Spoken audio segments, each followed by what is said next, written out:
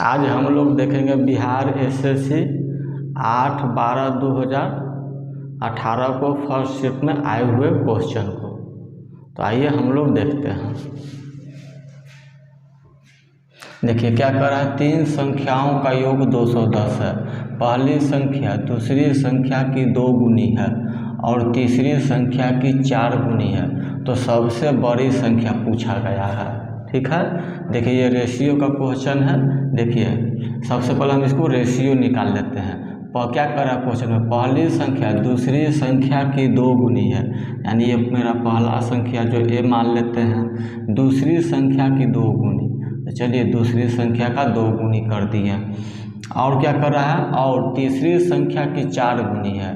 तो तीसरी संख्या सी है, सी का 4 गुना कर देते हैं।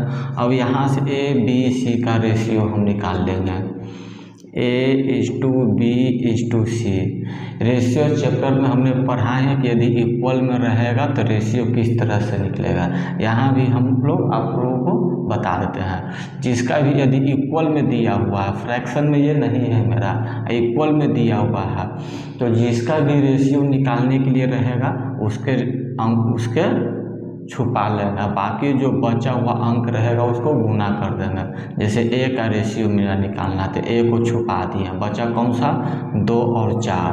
तो 2 में 4 से गुना करेंगे 8 आ जाएगा (2). अब बी का रेशियो निकालना है, तो बी के अंकों को हम छुपा देते हैं। बी के अंक कितना है, 2 है, 2 को छुपा देते हैं, 4 है, यहाँ 1 है, 4 में 1 से गुना करेंगे तो कितना आएगा 4। अब सी का रेशियो निकालना है, तो सी के अंकों को नंबर को संख्या को छुपा देते हैं। छुपा दिए, 2 है यहाँ 1 है, 2 में 1 से गुना करेंगे 2 आ जाएगा। अब इसको काटेंगे, कटेगा तो काट देंगे, 2 से कटेगा 1 मरते हुए 2 से कटा 2, 2 से कटेगा 4, यानी 4:2:1 आ गया। अब क्या कर रहा है, देखिए क्या कर रहा है, 3 संख्याओं का योग 210 है, यानी ये मेरा रेशियो में निकल गया संख्या। इसको कुछ मान लेते हैं या नहीं भी मान सकते, x मानना तो x मान लेते हैं। अब इन तीनों को जोड़ देंगे, 4 2 6 7। ये 7x जो मेरा दिया हुआ है ये 210 के बराबर मेरा दिया हुआ है, 210। 7 से कट जाएगा 30 मरतबा, यानी x बराबर कितना आ गया 30। अब क्या करा, सबसे बड़ी संख्या, तो सबसे बड़ी संख्या इसमें कौन सा है, ये मेरा सबसे बड़ी संख्या है, ये 4x। तो यहाँ लिख देंगे सबसे बड़ी संख्या, सबसे बड़ी संख्या कौन सा है मेरा, 4x है, क्योंकि 4 है 2 है 1, तो सबसे बड़ा तो 4 है। अब x का मान कितना है 30 है, तो 4:30, यानी गुना कर देंगे तो 120। ये मेरा आंसर आ गया।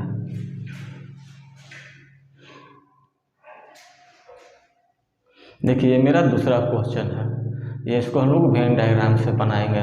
आप लोग वीडियो को शुरू से अंत तक देखिएगा, आप लोग ज़रूर कुछ नया सीखिएगा। आप लोग मतलब हमको सपोर्ट कीजिए, पूरा वीडियो देखिए और लाइक कीजिए, सब्सक्राइब कीजिए और शेयर भी कीजिए। हम इसके बाद रेलवे का भी क्वेश्चन जो प्रीवियस ईयर में पूछा गया है उसको हम लोग करवाएंगे यहाँ पर। देखिए दूसरा क्वेश्चन क्या कर रहा है, एक परीक्षा में 60% विद्यार्थी भौतिकी में सफल हुए हैं। देखिए सफल हुए हैं, 70% विद्यार्थी अंग्रेजी में ठीक है, यानी सफल हुए हैं।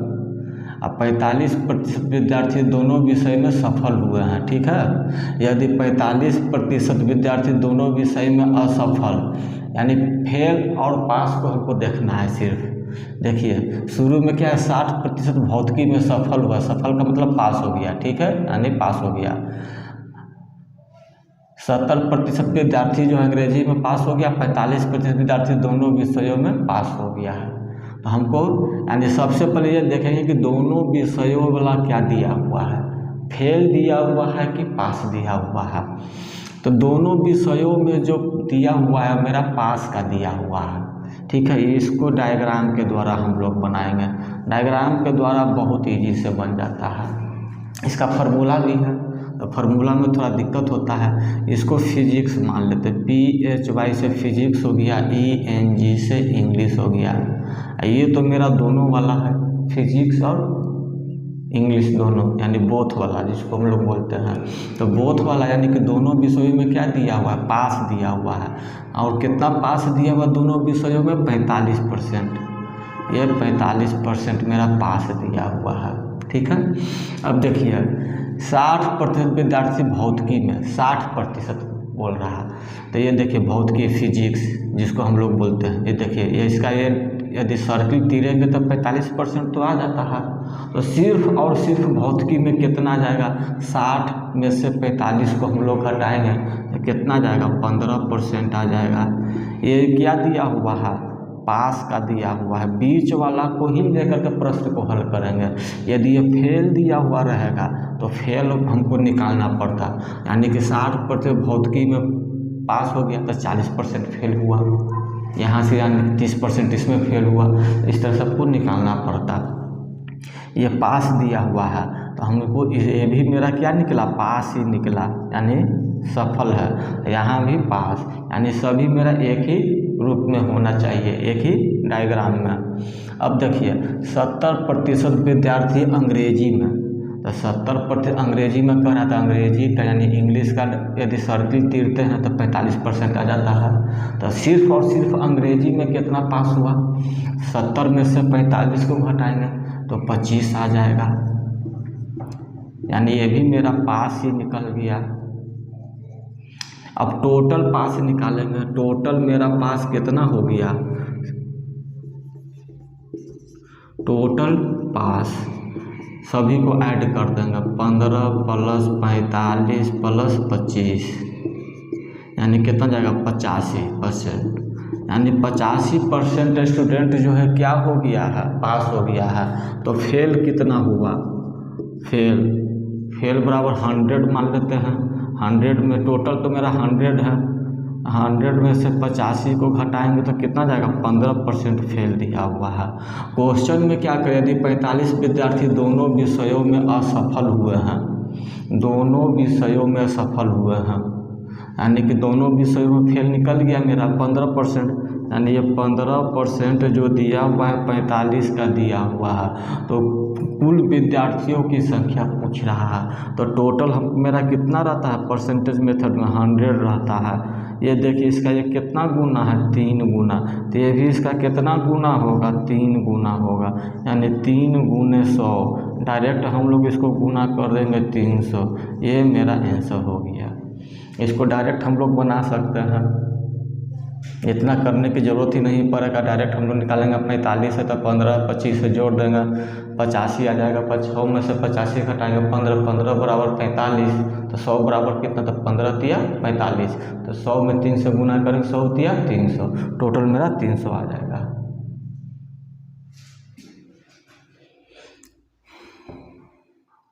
देखिए मेरा तीसरा क्वेश्चन क्या कर रहा है, यदि 4 सतत सम संख्याओं का योगफल दिया हुआ है 52 है तो तीसरी सबसे बड़ी संख्या, देखिए A B C D ये 4 कोई संख्या है, इसका योगफल मेरा दिया हुआ है 52, ठीक है। तो तीसरी सबसे बड़ी यानी पहला ये, दूसरा, तीसरा ये निकालना है, C का मान निकालना है, ये C निकालना है, C का वैल्यू कितना हुआ।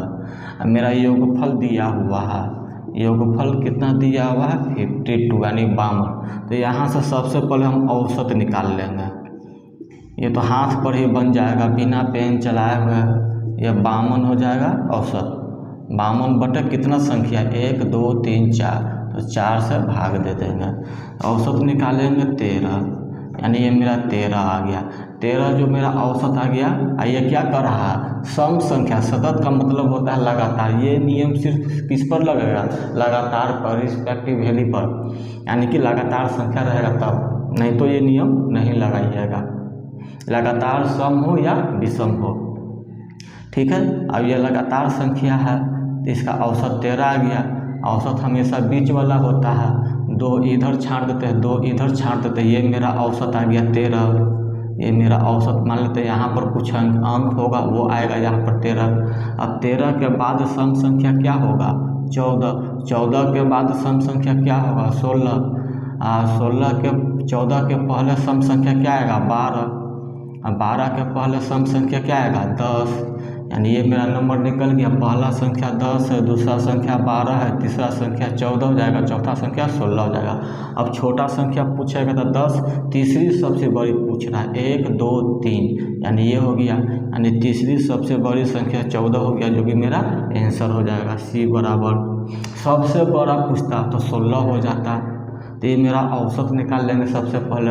औसत हमेशा बीच वाला होता है, जब बीच में कर देंगे, ठीक है। ये सम संख्या कर रहा है, तो 13 के ठीक बाद कौन सा सम संख्या का 14, तो वो मेरा सी का मान हो जाएगा। अब यहाँ 14 के बाद 16, यहाँ से चलेंगे 14 के पहले 12, 12 के पहले 10, ये मेरा निकल गया आंसर आ गया।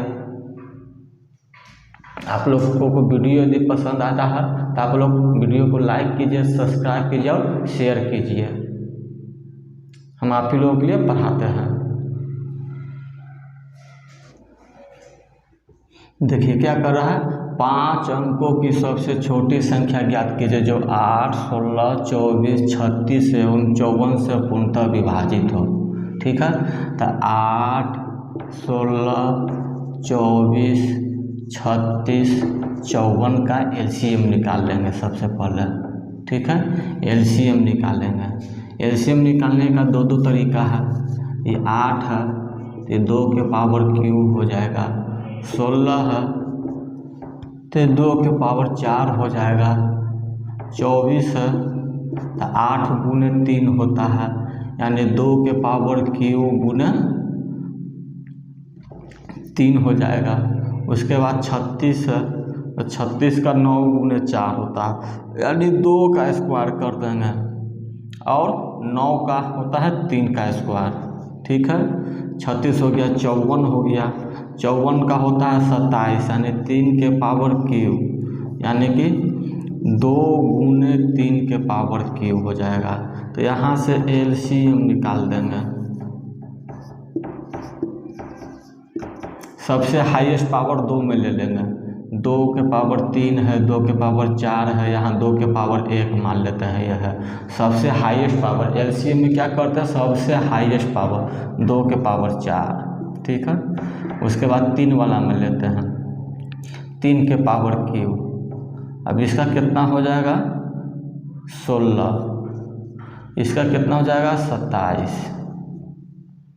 अब इसको गुना करेंगे, 7 छक 42 का 2, हासिल बचेगा 4, ये आ जाएगा 7, अच्छा हासिल 11, 6 दूना 12, 12 11 23 का 3, हाथ में 2, 2 एकम 2 2 4, यानी इसका एलसीएम कितना आ गया 432। ये मल्टीप्लिकेशन हमने कैसे किया, मल्टीप्लिकेशन में हमने पढ़ाया है। अब कौन सा संख्या बोल रहा है, 5 अंकों की सबसे छोटी संख्या, यानी 5 अंकों का होना चाहिए। तो यहाँ लिखेंगे 5 अंकों का छोटी संख्या। अंकों की छोटी संख्या कौन सा होता है, 1 पर 4 शून्य। ये मेरा 5 अंक हो गया। देखिए 1 2 3 4 5 अंक हो गया। अभी 432 से हम लोग डिवाइड करेंगे। ये 432 से हम लोग इसको डिवाइड करेंगे। देखिए यदि 432 3 अंक लेके चलते हैं तो नहीं लगता है, तो 4 अंक लेके चलेंगे तो ये 2 मरतबा लग जाएगा। 2 दूना 4, 3 दूना 6, 4 दूना 8, यह आ जाएगा 6 3 1 0। अब 3 मरतबा लगाते हैं, 3 मरतबा लगाएंगे, 3 दूना 6, 3 तिहाई 9, 4 तिहाई 12, यह आ जाएगा 6, 1 10 5 15, 15 में से 9 5 14, 56। ये तो खत्म कुटम हो जाएगा, 56 बच जाता है। यदि 56 मेरा जो रिमाइंडर बचेगा, यदि इसमें घटाएंगे तब तो ये 5 अंकों का न रख के 4 अंकों का निकल जाएगा। तो हमको क्या करना पड़ेगा, यहाँ पर ये 456 है ना, तो 432 में से हमको 56 घटाना पड़ेगा। 432 में से 56 क्या कर रहा है, 5 अंक छोटी संख्या का जो 5 चौवन से पूर्णतः विभाजित हो, छोटी संख्या, ठीक है। ये 56 यदि देखिए इसको घटा के देंगे तो देखिए 1 2 3 4, इसमें से हम 56 घटाते हैं, देखिए कितना आएगा 4। यहाँ 9 में से 5 घटेगा 4, यहाँ 9 देखिए 4 अंक का बन गया 56 घटा देने पर। तो ये तो मेरा गलत हो जाएगा, और इसी स्थिति में हमको क्या चाहिए, इससे बड़ा चाहिए, जस्ट इससे बड़ा। एक तरह से कह सकते हैं कि यहाँ पर 23 की जगह मेरा कितना होना चाहिए, 4 होना चाहिए। 4 मरतबे कोई ऐसा संख्या यहाँ पर आना चाहिए जो ये 4 मरतबे कट जाए, 4 मरतबे कट जाए, 4 मरतबे लगना चाहिए। 4 से गुना करेंगे तो ये ज़्यादा हो जाएगा, देखते हैं कितना ज़्यादा है, 4 दूना 8, ठीक है, 4 तिया 12, ठीक है, 4 चौको 16 1 17, यानी 17 28 में से हमको 1360 घटाना पड़ेगा, तो ये 8 हो जाएगा, ये 6 हो जाएगा, ठीक है। यहाँ 5 में से 3 262, अब ये 262 हमको क्या करना पड़ेगा, इसमें ऐड करना पड़ेगा। ये 10,000 में हमको ये 268 हमको ऐड करना पड़ेगा, कितना चला जाएगा 3 10 268, ये सबसे छोटी संख्या है 5 अंकों का, 1 2 3 4 5। देखिए यहाँ पर गलत हो गया घटाने में, 8 1 9 10 12 6, यहाँ बचा कितना 6 में से 3 आएगा, यहाँ 3 आएगा, यहाँ भी 3 आएगा, तो यहाँ भी 3 आएगा, ये मेरा आंसर आ जाएगा। ऐसे पहले वाला भी हम लोग बना सकते हैं। ये तो मेरा यहाँ पर ये पहला इतना तो करना ही पड़ेगा। अब यहाँ पर ये पहला तरीका यह हो गया। दूसरा तरीका क्या था, यहाँ पर 3 है, ठीक है 3, अब यहाँ से 3 से लगाएंगे, ठीक है, लगा दीजिए 3 से, 3 दूना 6, 3 तिया 9, 4 तिया 12, घटाएंगे तो 4 आ जाएगा, 1 दहाई 10 5 15, 10 5 15 में से 9 9 6 15 6 आ जाएगा, कटम कटम। ये 64 मेरा रिमाइंडर बच रहा, तो क्या करेंगे, कौन से संख्या जोड़ेंगे, 432 में से 64 घटाएंगे तो कितना आ जाएगा, 1 दहाई 10 2 12 तक 8, यहाँ से लेते हैं 10 2 12 12 तो 6 तो 6 3 362 इसमें जोड़ेंगे, 1 2 3 4 प्लस 3 6 8, इसको ये मेरा आंसर आ गया। देखिए दोनों तरीका से बता दिए। देखिए मेरा 5वां क्वेश्चन है, क्या करा, सबसे छोटी विषम संयुक्त संख्या। अब विषम संयुक्त संख्या आप लोगों को पता होगा तब तो ये बनेगा, नहीं तो नहीं बनेगा। तो विषम संयुक्त संख्या किसको कहते हैं, वैसी संख्या जिसका 2 से अधिक फैक्टर होना चाहिए, वो भी किस में, प्राइम नंबर में होना चाहिए, अभाज्य संख्या उसी को कहते हैं प्राइम नंबर, यानी कि अभाज्य संख्या। कितने फैक्टर, 2 से अधिक होना चाहिए। यदि इसका फैक्टर तोड़ते हैं तो 1 में टूटता है, 3 में टूटता है, ये 3 तो मेरा प्राइम नंबर है, 1 तो मेरा प्राइम नंबर नहीं है, 1 का है तो 1 इंटू 1 में टूटेगा। ये 9 है, इसको तोड़ते हैं, 1 में टूटेगा, 3 में टूटेगा, ये भी 3 में टूटेगा। देखिए ये 5 को फैक्टर तोड़ेंगे तो 1 और 5 में टूटेगा। देखिए प्राइम नंबर 1 हो गया, 3 हो गया, 3 हो गया, यानी ये मेरा 3 फैक्टर टूट रहा है, 3 फैक्टर टूट रहा वो भी प्राइम नंबर में, तो ये मेरा 9 मेरा क्या हो जाएगा, आंसर हो जाएगा। यानी विषम संयुक्त संख्या कौन सा हो जाएगा, 9, ऑप्शन नंबर सी।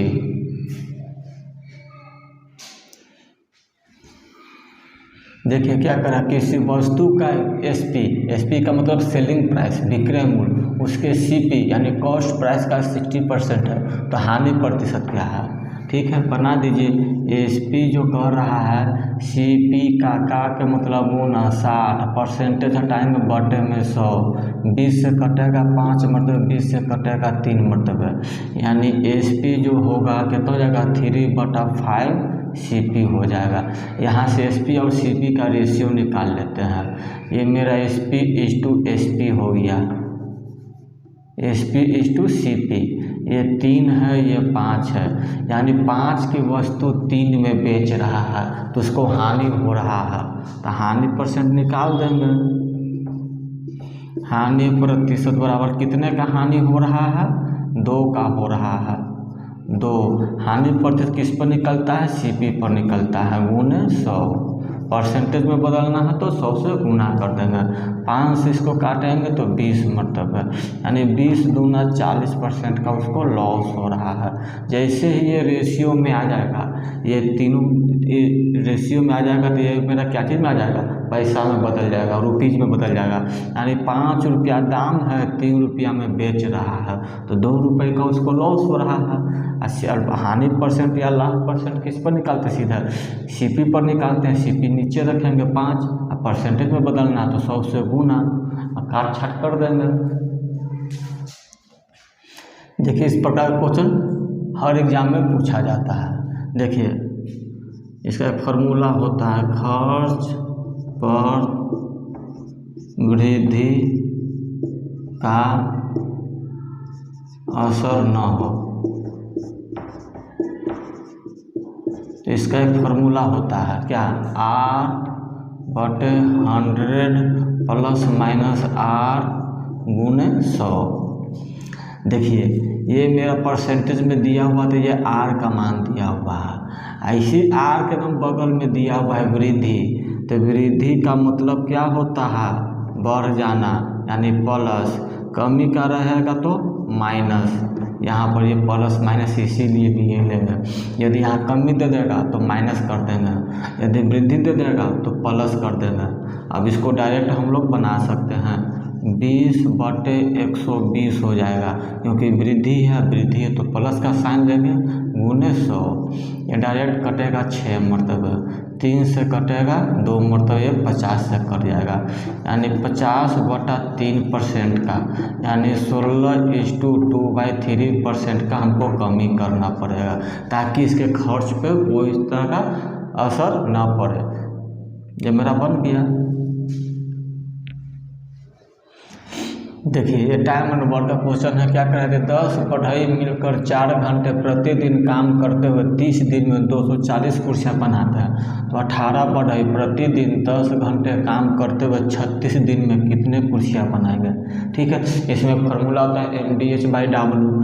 M का मतलब मैन होता है, M बढ़ई मैन है, 10 आदमी जो है 4 घंटा जो है MDH मसाला याद है ना, वो 30 दिन में बटे में W नीचे आ जाएगा। ये कुर्सियाँ क्या है, वर्क है, काम है, तो 240 कुर्सी बनाता है, = 18 है। ये 10 आदमी जो है 10 घंटा है, 36 दिन में मान लेते हैं कि X कुर्सी बनाता है, इसी X का वैल्यू निकालना है। अब देखिए कटेगा, उसको काट दीजिए, ये 10 से ये 10 ख़त्म हो जाएगा, ये 4 से काटेंगे तो 9 मरतबे ख़त्म हो जाएगा, यहीं पर काट दीजिए, ये 3 1 0 से 1 0 कट जाएगा, ये 3 से 3 3 9 ख़त्म हो जाएगा। ठीक है, यानी इसको क्रॉस मल्टीप्लिकेशन कर देना, ये यहाँ चला जाएगा, ये यहाँ चला जाएगा, यानी X बराबर 24 गुना 18 तिया 54। अब इसको गुना कर देंगे, 4 चौको 16 के 6 हाथ में 1, 4 दूना 8, 5 चौको 20, 28 है हासिल, 29 के 9 हासिल, कितना बचा 2, 5 दूना 10 और 2 12, 1296 कुर्सी बनाएगा। ये मेरा आंसर आ गया।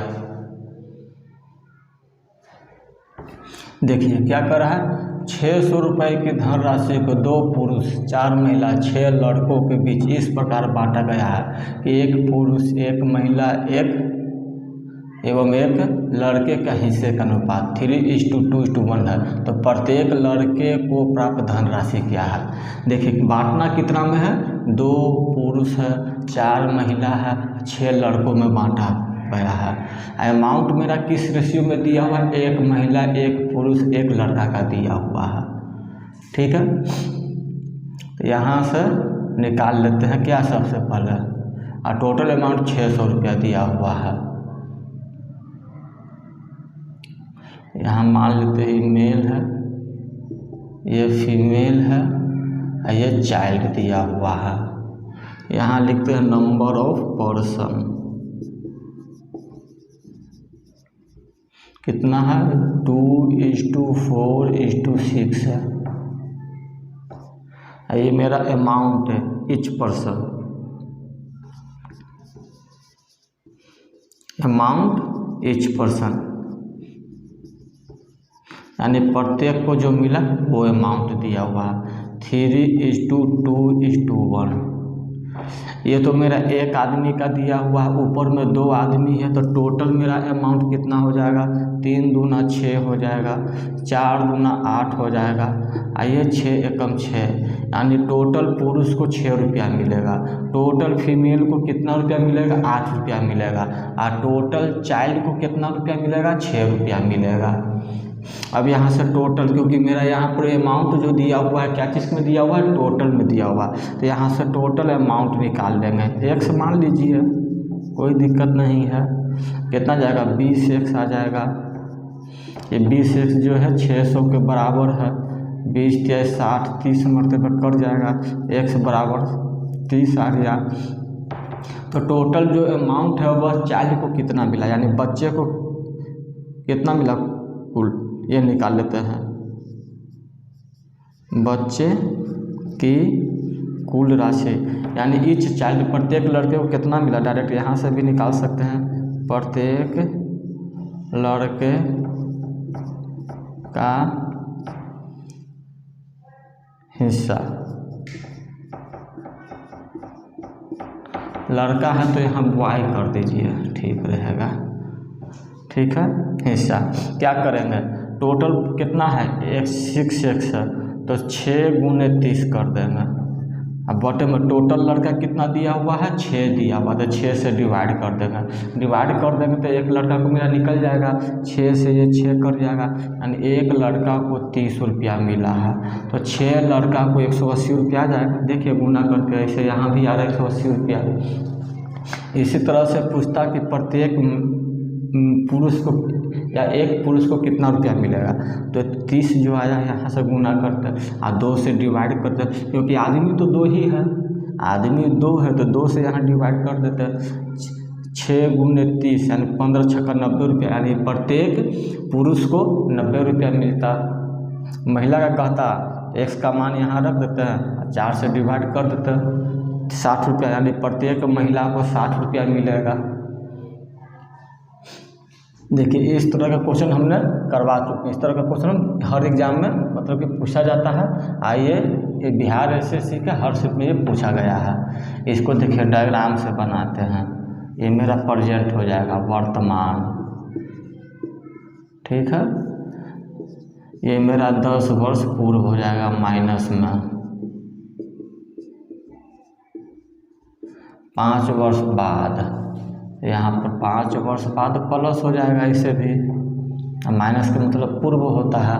10 वर्ष पूर्व एक व्यक्ति की उम्र अपनी पुत्री की उम्र की 5 गुनी थी, यानी फादर जो है डॉटर का 5 गुना था, यानी F/D यानी 5:1 आ गया।